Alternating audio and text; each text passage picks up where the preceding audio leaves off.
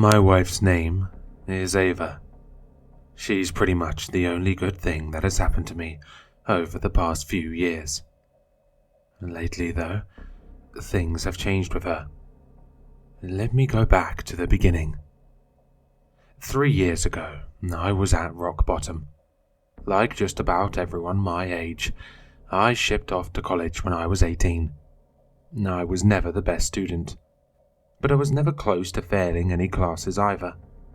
It was just the next thing to do in life. It just didn't turn out the way I had planned. I hit a wall in college. It wasn't the classes, but college life in general. Coming from a small town, I wasn't used to all the social circles, gossip, and backstabbing.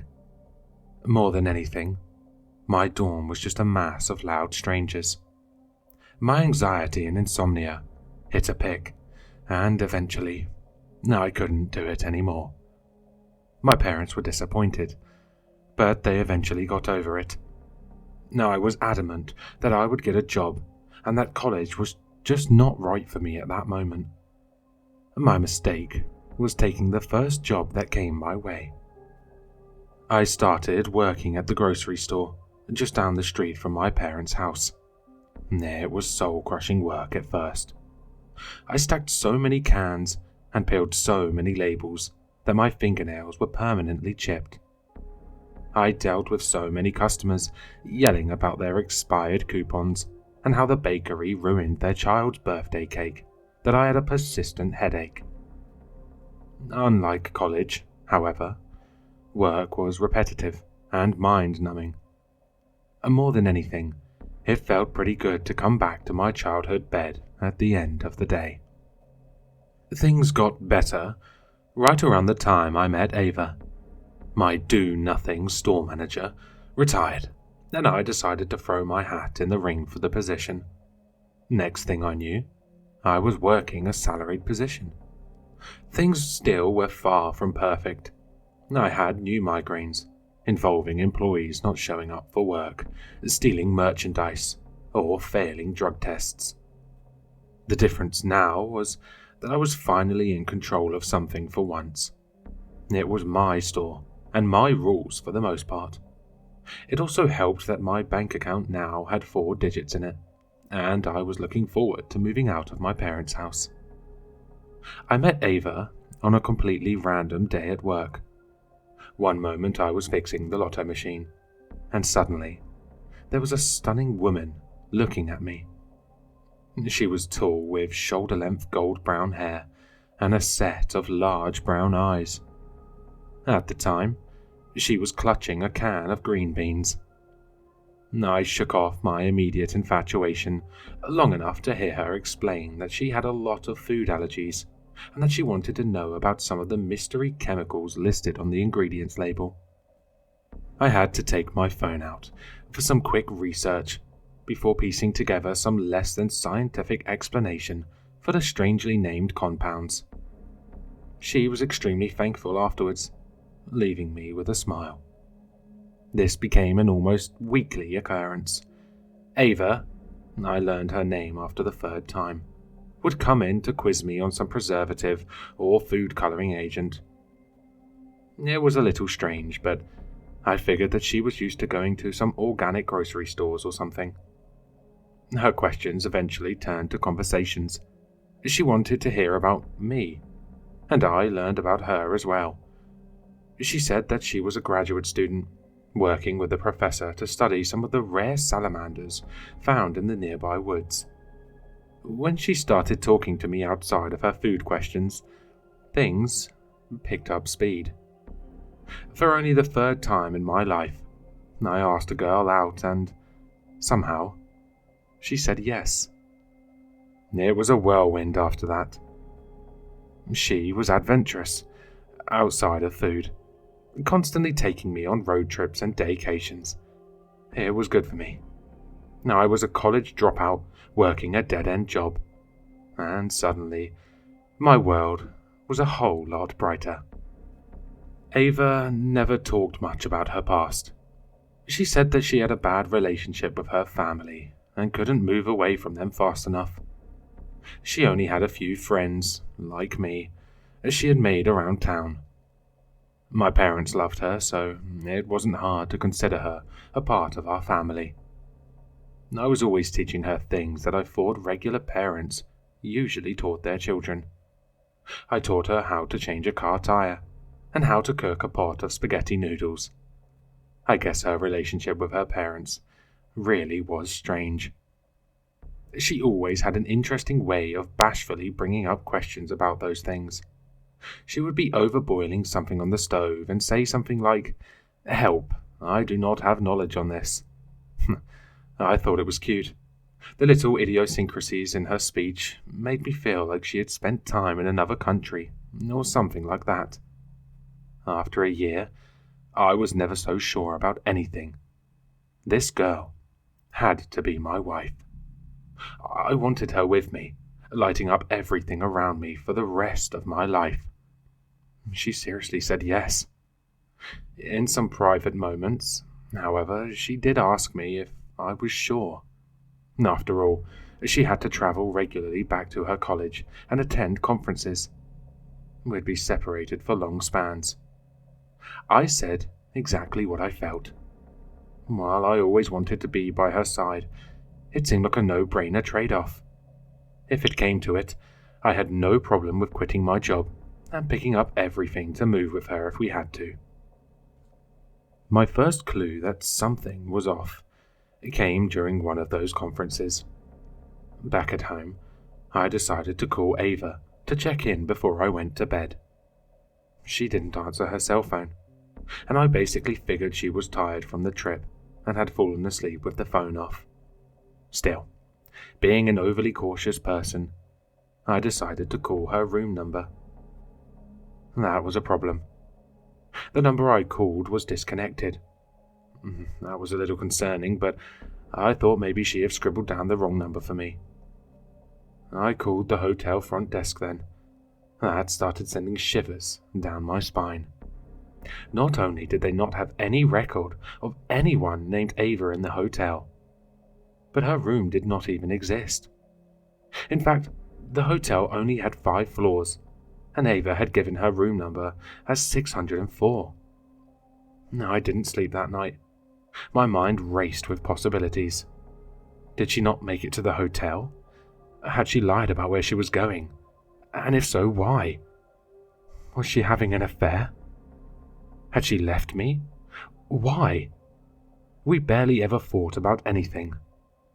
No, I was just being suspicious.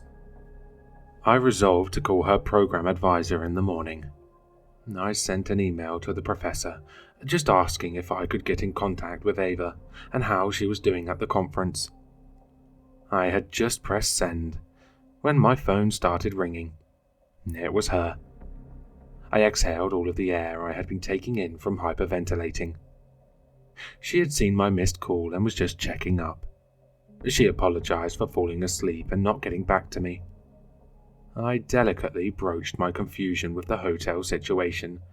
She told me that she had simply wrote down the wrong number and that the room had been booked by the university without her name attached.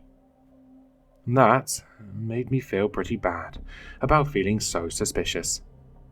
Of course, Ava wasn't the type of person to run off without a word. I had completely forgotten about sending the email until I got a reply later that day. That reply sent me back to a world of confusion. The professor, Dr. Miller, told me that I had the wrong professor. She didn't have an advisee with Ava's name. I read that email in disbelief. Ava couldn't have told me about the wrong advisor. She had stories she told about her. I was sure that was her name. I only had more questions that were now coupled with that bizarre episode about the hotel. How well did I know my wife?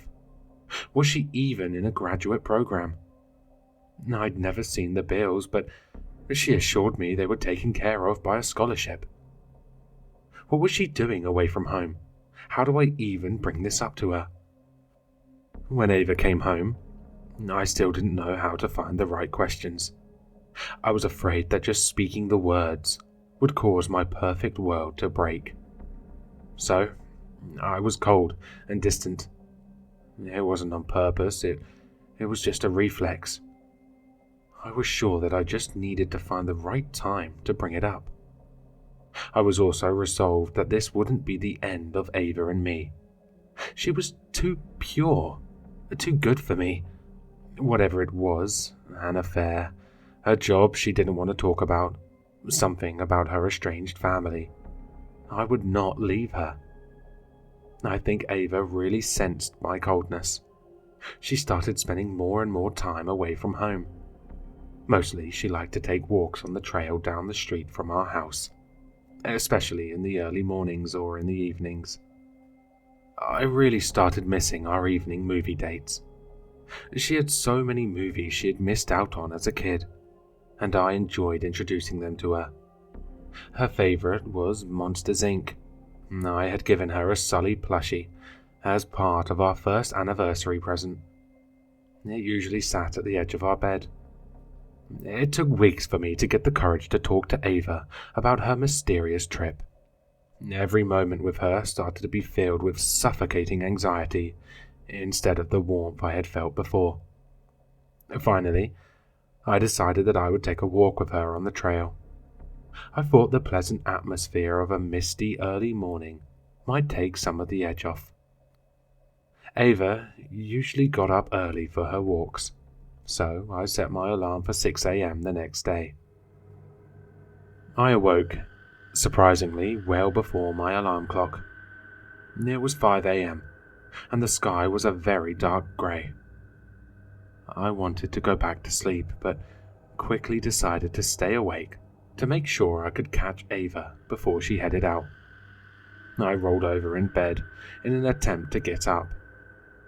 That was when I noticed that Ava's end of the bed was empty, save for the Sully plushie. Ava was an early riser, but this was really early. My mind again wandered to where she may have gone. However, her car was still in the garage, and her outdoor sneakers were off of their rack. I figured that she must have went on the trail earlier than usual. I thought about maybe trying to get up earlier on another day to catch her, but decided against it. No, this would be the day. I've been putting this off for far too long. I wanted to hear what was really going on, so that we could work through it and get back to normal. I got to the trail a few minutes later, needing a flashlight to guide me. Ava wasn't near the path's entrance, so I ventured deeper inside.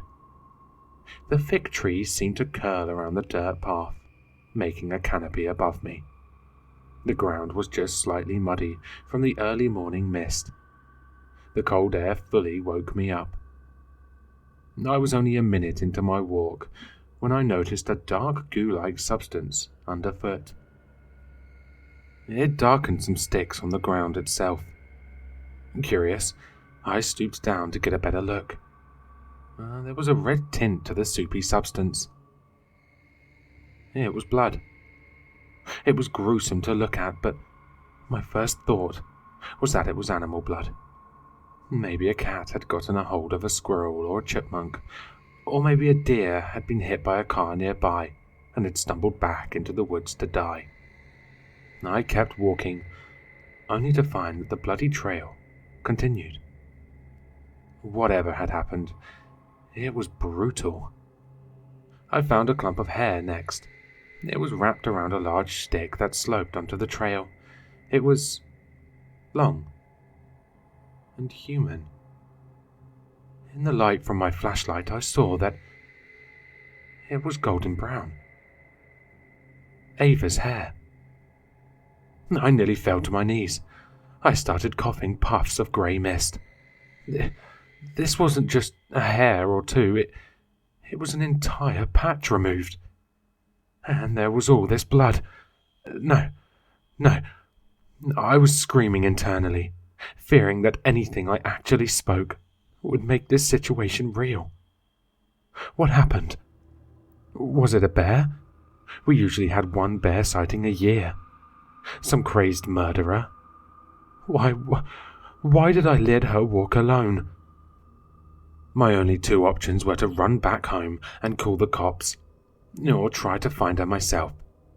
I just couldn't leave her out here. It may be old-fashioned, but I felt like I was failing my duty to protect my wife. I kept going. The blood and hair clumps continued off the trail. With every broken stick, I was afraid that whatever had gone after my wife would spring out at me.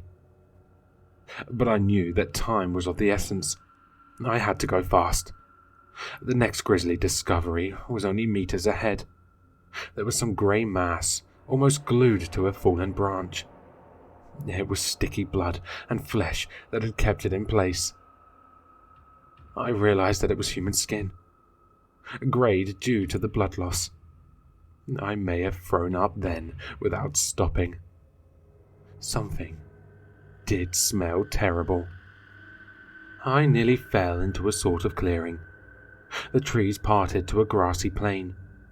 I felt strange whirring in the air, stronger than regular wind. Some mechanical sound was rumbling the ground. I swung my flashlight around. Something was at the other end of the clearing. It was like a giant octopus, just taller than a person. Its bottom tentacles were larger, supporting its weight. Small tentacles appeared stacked on top of the base. A beak protruded from the thing's center, while two eye stalks grew out of the top. It was standing next to some type of device. It was large and metallic. Something inside the cylinder appeared to be spinning. I screamed, completely forgetting about Ava for the moment. With horror, I realized that I had crept too close to the thing while I was inspecting it. Its eye stalks pointed at me as I turned to run. I got to the line of the trees only to cry out again. Hanging on a branch was an entire coat of human skin, dripping crimson. At the top, covered with golden brown hair. Ava! Behind me, I heard another animal-like gurgling sound. The monster was making noise as it advanced towards me. It was gaining ground much faster than I was. I looked down as I ran, to find something else. There was another one. This was smaller, but had the same shape as the first one. Only, whereas the first creature was red and blue, this one was whitish pink, flesh-coloured. It came running toward me, gurgling like the other one. My only instinct was to kick it. My adrenaline-fueled kick sent the thing flying into a tree. The thing gave a terrible, ear-shattering screech. The larger monster behind me also shrieked. I felt something large touch my back. It had me. I clawed and punched at the tentacles. Some kind of purplish blood came out, but it still pulled me in. It hoisted me in the air. My feet could no longer reach the ground. It brought me closer to its gurgling beak. Then, it stopped. When I was in full view of the thing's face, it had brought another tentacle to its mouth. It was another metallic device, which it placed around its beak. Nick. Oh, Nick. That was Ava. Ava? I sobbed, forgetting that I had seen her lifeless skin. Where are you? Nick. I finally centered on the source of the sound. It was originating from this thing's beak. You! I shouted at it while kicking out. Stop using my wife's voice. Nick. I kept kicking until the strength left me. Nick, it's me. You? I gasped, my mind beyond hazy. You? I'm so sorry, Nick. I could never tell you. No, I cried while shaking my head.